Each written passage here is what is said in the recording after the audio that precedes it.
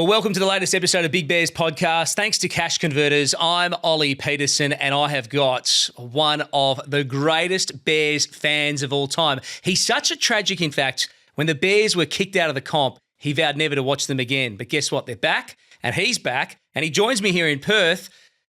Jim Jefferies, good to see you. Thanks for having me. Well, it wasn't just watching them, watching the rugby league. I wouldn't watch the rugby league again. So you just didn't watch rugby league? I quit. That was the game over. No more. And the funny thing was, the year that they got kicked out of the competition, I was living here in Perth. So I actually came over to Perth to study musical theatre. Yep. I came over here, they got rid of the Bears, and that was me done. And I'm not picking up AFL. I'm not a moron. I saw my first AFL game just on this tour. Yeah. And the people at the Crows in Adelaide, they gave us a box and they brought us in. They were very hospitable and everything's great, but what a crap sport that is, eh? You don't like it? Oh, my God, it's a rubbish bloody game, kicking and catching and people swarming around with like bees and fumbling around the ball, punching it. You can't tackle here and you can't do this. It's a rubbish game.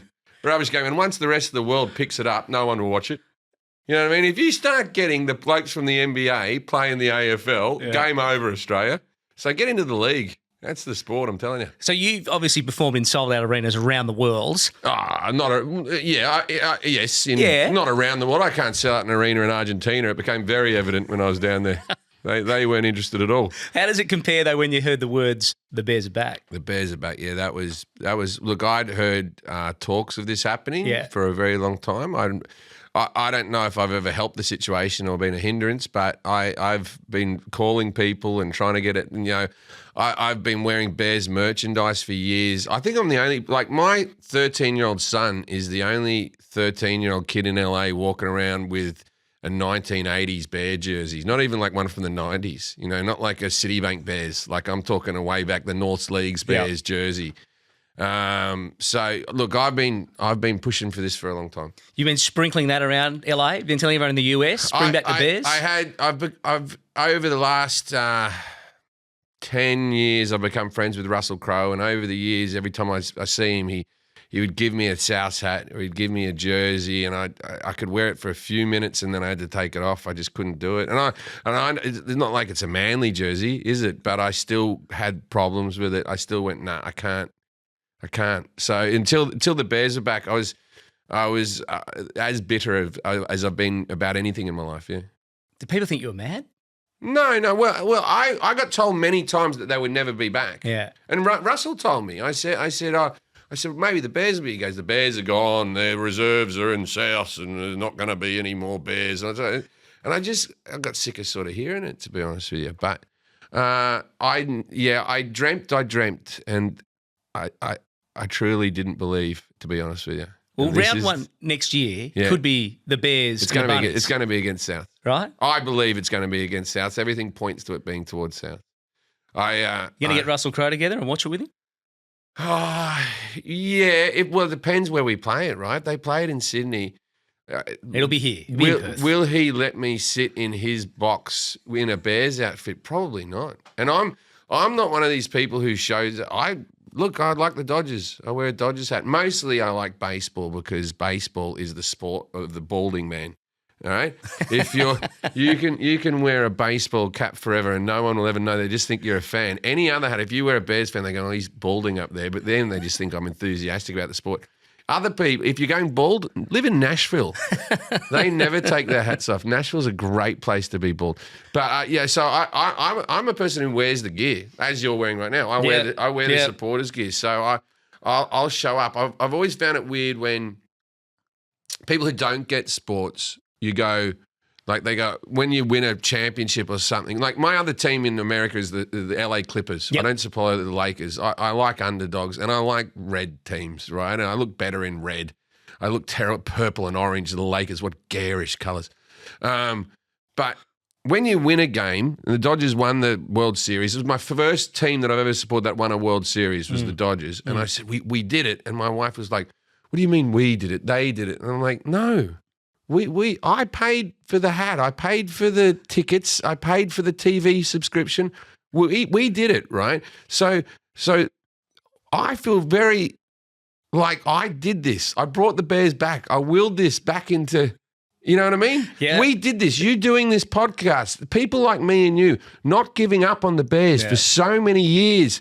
It would have been so easy just to walk away from this and go, it's over. As everyone was getting older and older and older and older and older. Like, you know, but we didn't. And you're not alone in that, Jim. Yeah, There's lots of Bears fans who've just been waiting for this day. There's people who've been waiting for decades now, right?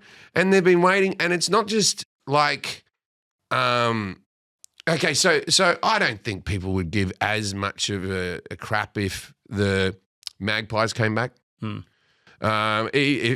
Balmain and West separated again and did that, I don't think it would be as big a story. But this was everyone's second team. And I believe this could have a chance of being a lot of people's first team now. And I think we've heard all this.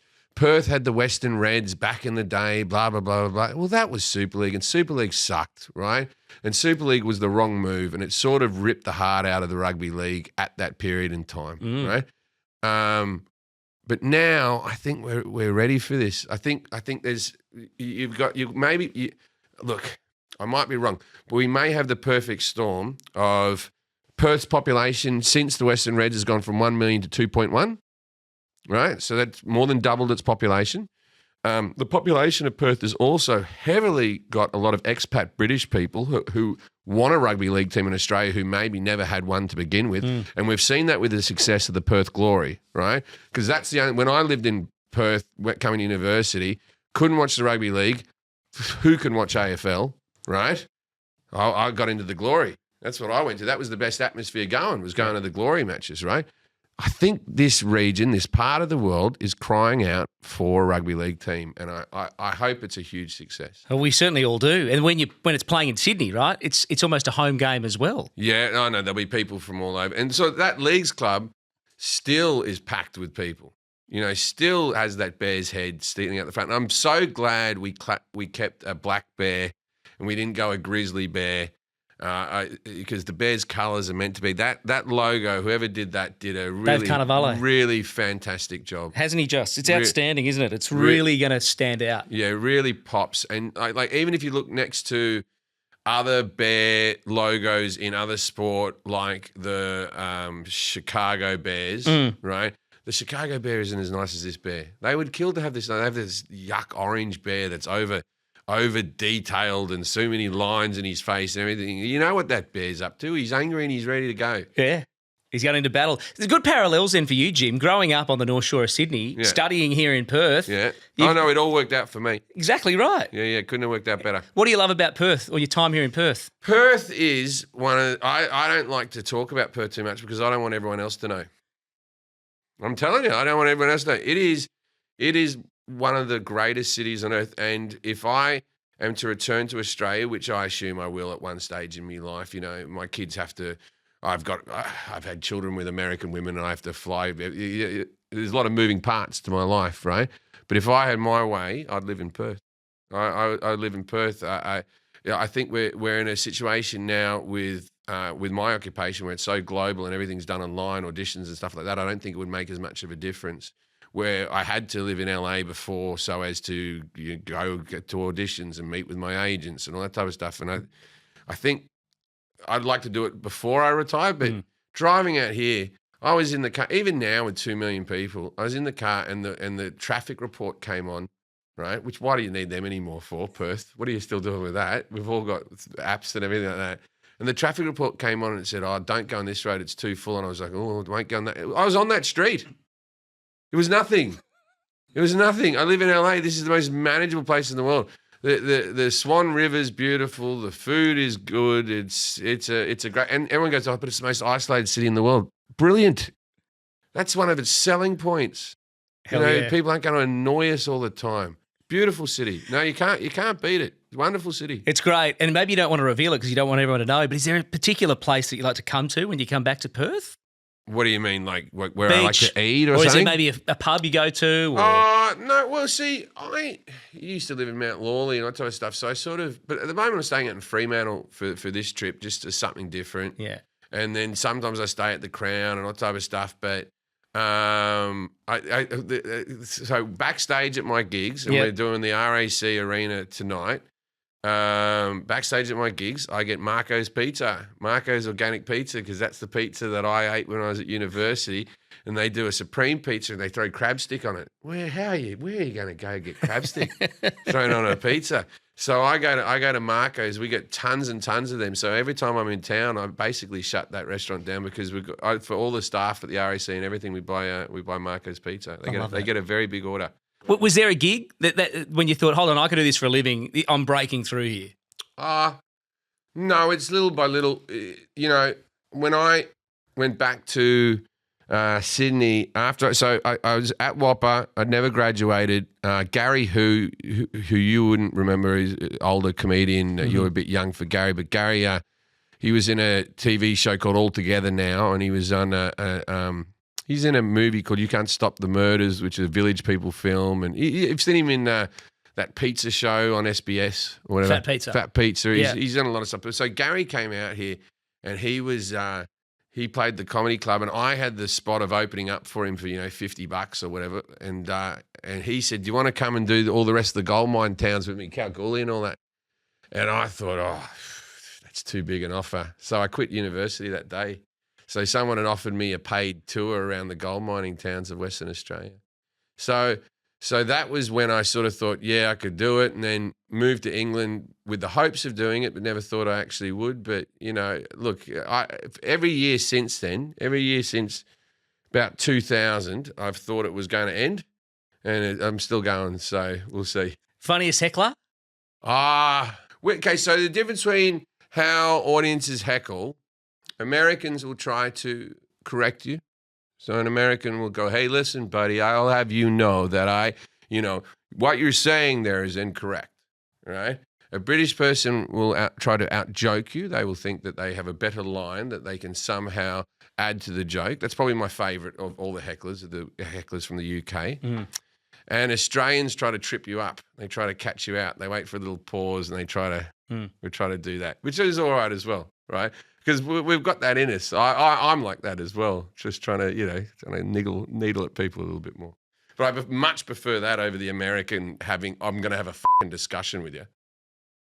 So I would put British hecklers the best, Australian second, Americans worst.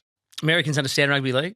No. Well, is that Vegas? I saw it at Vegas. There was a few Americans that I saw. I think but look, it's a very simple game. Yeah. Very simple game. And I think they could get it a lot quicker than picking up American football is a much harder game to pick up with. He's taken a knee. There's a this, there's a that, there's a flag on the play. There's a blah, da, da, da, da, da, da, da, da, da, da.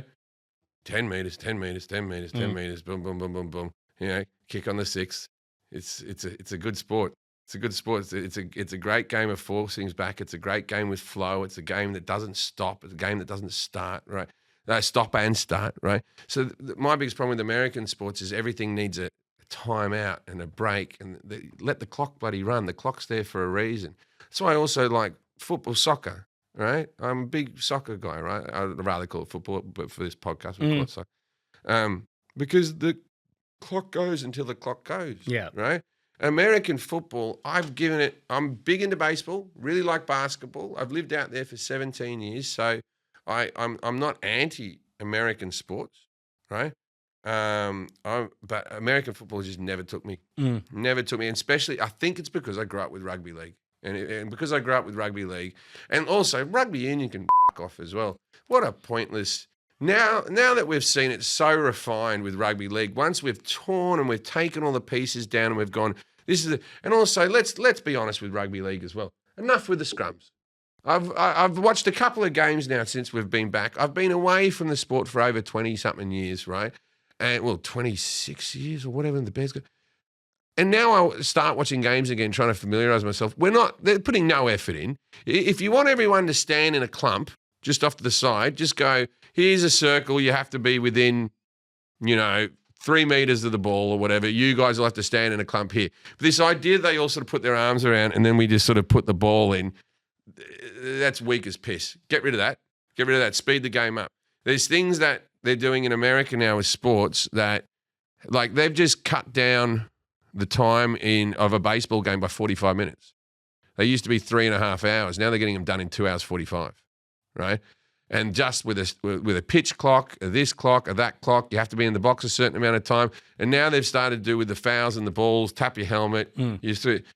There's still room for improvement with league, and I think you could get rid of those scrums right away and people wouldn't miss it. So you've been watching more than me. When was the last time there's been a scrum that's been won against the feet? I couldn't tell you. Yeah. It just doesn't happen. It goes straight to the second rower's feet. When I was young and in the 90s, it would happen once every 2 games. You know, if they had a bit of a push and every now and again, or in a really important game they would.